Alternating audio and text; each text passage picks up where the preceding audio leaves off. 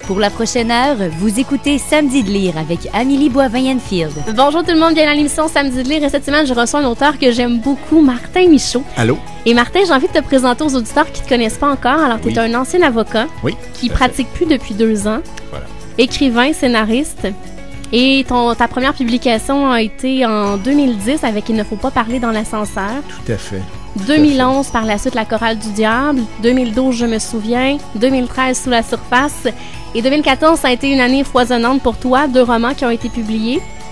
Sacha en septembre et Violence à l'origine en novembre. 3 nouvelles également qui ont été publiées. Oui, tout à fait. Crime à la librairie, un recueil qui regroupe en fait 16 auteurs de talent de romans policiers québécois, donc 16 auteurs à qui on a demandé d'écrire une nouvelle autour de ce thème-là, Crime à la librairie. Alors j'ai été un des chanceux qui a participé au projet. J'ai également participé à un collectif qui était pas du tout policier. Des Nouvelles du Père. Des Nouvelles du Père, où j'ai écrit une nouvelle. Très touchante comme nouvelle. Ouais, merci.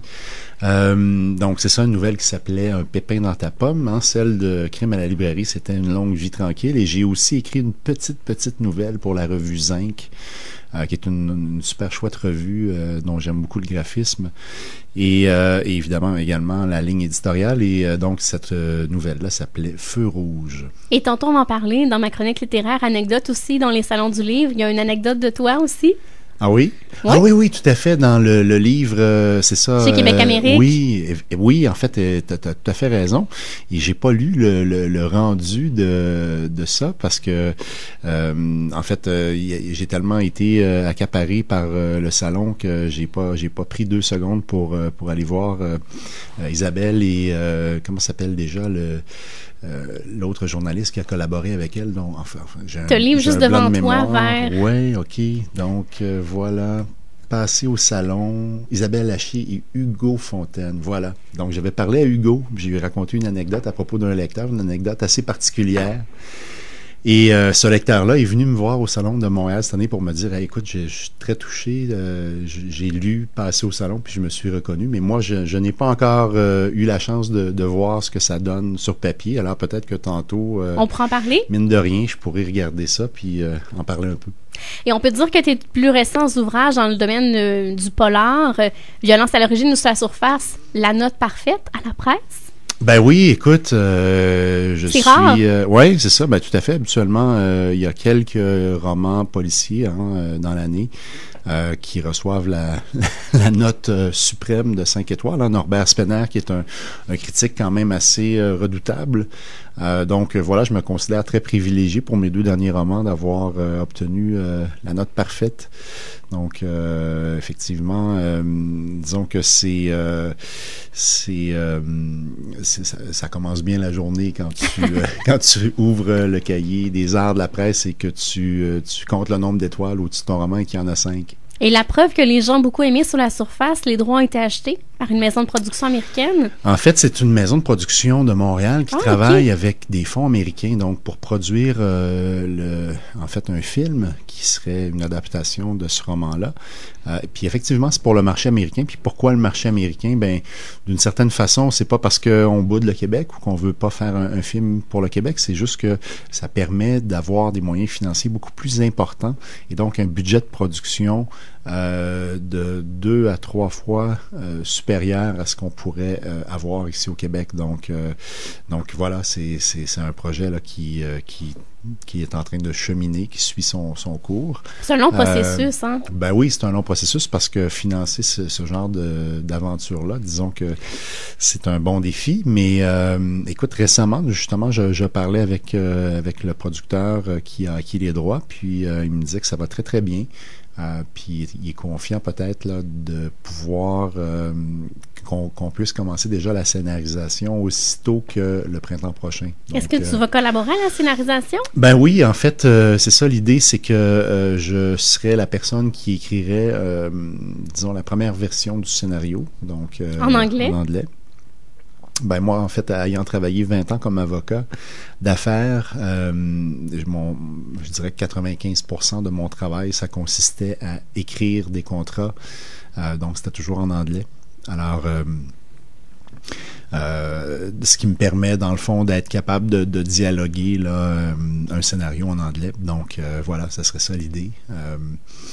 Évidemment, éventuellement, c'est pas mon scénario qui serait la dernière mouture. Ensuite, il faudrait qu'il y ait un scénariste chevronné qui a ce qu'on appelle des credentials à Hollywood, qui lui reprendrait finalement mon scénario et en ferait une version finale.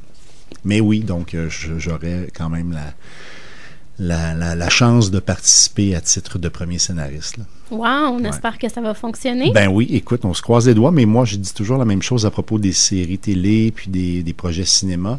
On peut en parler longtemps avant que ça se concrétise. Il y a même des scénaristes qui travaillent pendant plusieurs années, qui sont payés pendant plusieurs années, dont on n'entend pas parler. Puis finalement, il y a des projets qui se font, il y a des projets qui sont abandonnés en cours de route, mais à venir jusqu'à maintenant, moi je suis très confiant là, que ce projet-là va voir le jour à un moment donné. Puis là, je veux pas devancer tes questions, mais il y a également un projet qui est sur les rails, qui concerne une série pour Victor Lessard. Pour Victor Lessard. Et j'ai également un troisième projet télé. Original, cette ouais, c'est ça. C'est une série télé originale. On m'a demandé un producteur m'a approché en me disant, bon, écoute, on aimerait travailler avec toi et on aimerait ça que tu nous crées une série. Donc, ce projet-là, en fait, est probablement le plus près de se concrétiser au moment où on se parle. On attend là, justement des confirmations là, dans les prochains jours, prochaines semaines. Est-ce que c'est dans la comédie romantique ou c'est dans le policier? Non, on avait déjà parlé de ça l'année dernière. Ça? Hein? Non, c'est pas la comédie romantique, c'est vraiment un thriller psychologique. Okay. Donc, puis je te dirais simplement ceci à propos du projet en question, c'est que c'est le genre de truc, ça serait vraiment cool qu'un diffuseur décide d'embarquer là-dedans. C'est le genre de truc qu'on n'a pas fait beaucoup au Québec, ou en fait qu'on n'a pas encore vraiment exploré. Donc voilà, j'en dis pas plus. On va suivre ça avec impatience. Ouais, on va espérer que ça va fonctionner. Écoute, oui, puis moi j'ai toujours la même réponse à propos de ça. C'est pour moi, c'est pas une question de savoir si ça va arriver à un moment donné, c'est juste une question de savoir quand. Et il y a aussi l'Europe qui s'est ouvert à toi en octobre dernier. Oui, tout à fait. En fait, j'ai passé 10 jours en Belgique et en France à la mi-octobre, fin octobre. Comment c'est, justement, de partir de zéro? Parce qu'ici, tu es connu de pas mal tout le monde. Ben, pas de tout le monde, mais bon, d'un certain nombre de lecteurs. Mais, écoute, moi, je disais à mon éditeur français... C'est fantastique d'une certaine façon de pouvoir essayer de s'établir dans un autre marché. Puis moi, j'arrive en France et en Belgique très humblement, avec la même attitude que celle que j'avais au départ au Québec, en me disant il faut gagner les lecteurs un à un. Il n'y a pas de recette magique. Il faut être là sur le terrain. C'est pour ça que j'ai passé 10 jours là-bas, dont 4 ou 5 où j'ai fait là, des journées de promo mur à mur. Là, une attachée de presse qui venait me chercher à 9h le matin à mon hôtel, qui m'amenait à une entrevue, qui me prenait après dans sa voiture pour m'amener à une deuxième entrevue. Donc, 4 ou 5 jours là, de ce genre de régime-là, à la fois en Belgique, à la fois en France. Donc, on a présenté Sous la surface aux gens? Oui, en fait, c'était des entrevues médias. Donc, tu fais les radios, les télés publiques là-bas, les radios télé privées aussi, en tout cas le plus possible. Puis il y avait aussi une séance de signature qui a été organisée par mon éditeur dans une fabuleuse librairie là, qui s'appelait la librairie Molière là-bas, en Belgique. Puis j'ai été surpris parce que il y avait finalement plein de gens, donc il y avait tellement de gens qu'il y avait une file. Donc ça, c'est un peu déstabilisant. Tu sais, t'es dans un autre pays, puis finalement, t'es reçu, je dirais, avec emphase. Donc voilà. Mais Donc, tout ça pour dire qu'effectivement, à partir du 22 octobre, Sous la surface a été lancé là-bas et je retourne en fait en février 2015 pour la foire du livre de Bruxelles. Cette année, comme tu le sais, le Québec est l'invité d'honneur de la Belgique. Alors, il va y avoir plein d'auteurs québécois. Et de mon côté, ben dans le fond, l'actualité, ça va être que mon premier roman qui met en vedette Victor Lessard, hein, Il ne faut pas parler dans l'ascenseur, va être lancé à l'occasion de la foire de Bruxelles. Et très rapidement, en 2015, quelques mois après le lancement d'Il ne faut pas parler dans l'ascenseur, on va publier La chorale du diable. Donc, je me souviens pas des dates exactes, mais quelque part, je pense en mai. Et en septembre, ça va être Je me souviens.